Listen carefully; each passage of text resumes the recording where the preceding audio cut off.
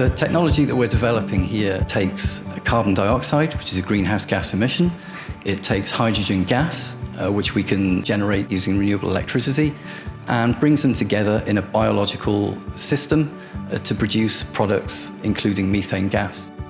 Renewable energy generators could integrate this technology into the gas and electricity grid for energy storage to enable more deployment of renewables. We aim to utilize carbon that already is in existence and recycle that back so that no new carbon needs to be regenerated, say, from fossil fuel sources. Capturing and utilising just 10% of the CO2 that's emitted just from the power sector and the industrial sector in the UK alone, that produces methane gas with a value of over £1 billion a year. So at the moment we use about £13 million worth of energy per year. With this project we actually have the ability to reuse some of that. It makes us more sustainable both economically and environmentally.